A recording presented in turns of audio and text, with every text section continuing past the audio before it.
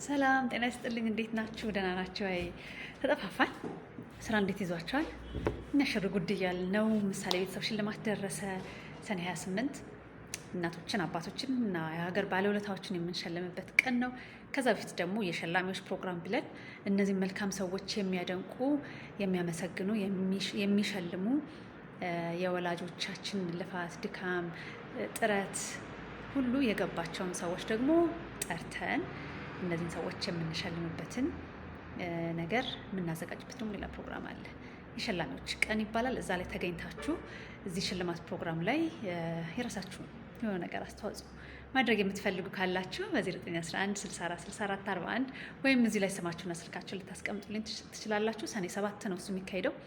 እንዳልኳችሁ ሽልማቱ ሰኔ 28 ነው። የሚሸለምበት ዘርፍ 4 ዘርፍ ነው። አንደኛው የቤት እመቤት፣ ሁለተኛው የደጅ እመቤት፣ ሶስተኛው አባወራ፣ አራተኛው ባለውለታ። እርግጠኛ ነኝ በሀገራችን እንደዚህ አይነት ሽልማት ሰምተን እንደማናውቅ። ይሄ እንግዲህ ዘንድሮ ሁለተኛው ነው። የሚያዘጋጀው ደግሞ ምቹ ቤት ሚዲያ እና ኢቨንት ነው። እነዚህን ወላጆች እነዚህን የሀገር ባለውለታዎች ደግሞ ለመሸለም ሁላችንም የራሳችን አስተዋጽኦ ማድረግ አለብን ብለን እናስባለን እና ሰብሰብ ብለን ምን እናድርግ ብለን ደግሞ ሰኔ 7 እንገናኝና ለምንሸልማቸው ሰዎች ሽልማት እናዘጋጃለን። እዚህ ላይ መሳተፍ የምትፈልጉ ሀገር ወዳድ የሆናችሁ የወላጅ ፍቅር የሁሉም እናቶች ልፋትና ድካም የገባችሁ በስልክ ቁጥራችን እንዲሁም እዚህ ላይ ልጽፉልን ትችላላችሁ። ዛሬ ሁለተኛ የመጣሁበት ደግሞ እዚሁ ቲክቶክ ላይ የምናያቸው ቲክቶክ የምንላቸው በጣም ብዙ ስራ የሚሰሩ የሚለፉ እናቶች አሉ፣ ወጣት ሴቶች አሉ እና እነሱ ማበረታታት አለብን ብዬ አስባለሁ።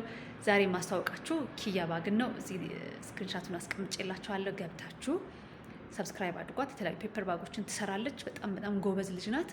አግዟት፣ እንተጋገዝ። እርስ በርስ የተጋገዝን አብረን ማደግ እንችላለን። አይደለም? ሁሉ ይቻላል ካሰብንበት። ከልብ ካለቀሱ እምባ አይገድም ነው የሚባለው። ይሄን ላስተዋወቃችሁን የመጣሁት። ሁለቱንም እንዳትረሱ። ደውሉልን፣ ጻፉልን። ሰላም አሉ። ደግሞ ለጓደኞቻችሁ ሼር አድርጉት። የምናመሰግናቸውን ሰዎች እንድናመሰግን፣ የምንሸልማቸውን ሰዎች እንድንሸልም። ይሄው እድሉ፣ ተቀላቀሉ።